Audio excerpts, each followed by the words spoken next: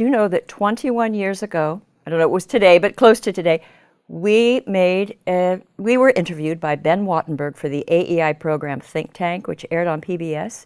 The question was, has feminism gone too far? And I looked at the transcript, and it's amazing because all the things we are saying are truer today than they were 21 years ago. About the excesses of feminism, the victimology, the male bashing, the panic over sexuality. At the time, 21 years ago, we were confident that it would be corrected. It was simply too mad to succeed.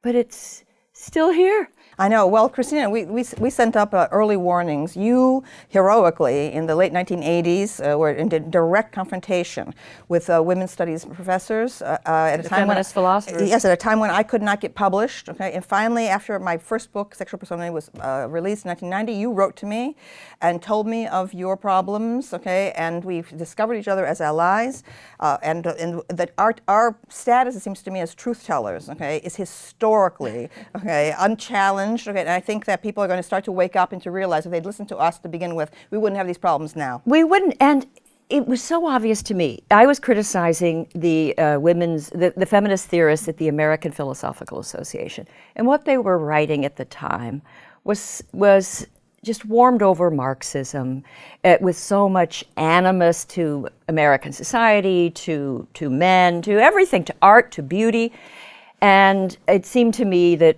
it wouldn't take long for it to correct itself. It was never corrected. Mm-hmm. And what happened is you and I believe, won the argument. Mm-hmm. In the journalists agreed with us, and the court of public opinion was on our side. They won all the assistant professorships. They just quietly worked. They didn't care about criticism because all criticism is by definition backlash. Well, a lot of people dropped out of graduate school. Okay, the really free thinkers, the independent minds, couldn't take the kind of conformism and the PC ideology that they had to kowtow to. I mean, I got letters like that once I was known in the early 90s. Letters came from all over the country, from former graduate students who said they knew they had no future in the profession, okay, because there was a total kind of brain dead attitude. You had a servile, sycophantish attitude you had to have to certain received opinions. Absolutely. In our interview 21 years ago, you mentioned the sort of Kremlin-esque, feeling in feminism as a Kremlin-like environment, mm-hmm. so much censorship and excommunication and so forth.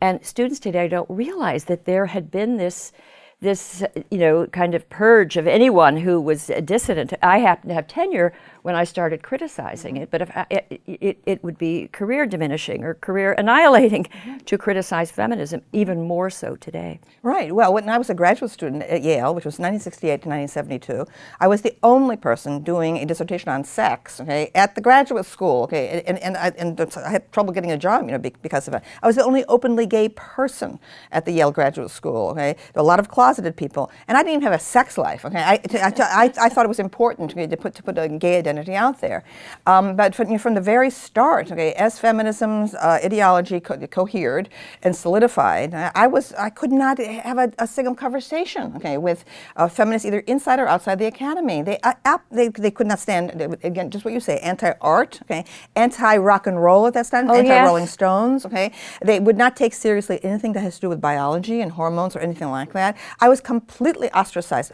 But I belong to the pro-sex wing of feminism, also pro-art, pro-beauty, pro-fashion, pro-Hollywood. All of these things were anathema. Pro-glamour. Pro-glamour. But then, thanks to Madonna, there was this new dissident wing in the 90s, which won. Okay, the pro-sex wing of feminism won. But now, we won all these gains, but the institutionally entrenched feminists, and commissars, right, have brought it all back to square one again. All the new freedoms we won in the 90s in the pro-sex insurgency are gone again.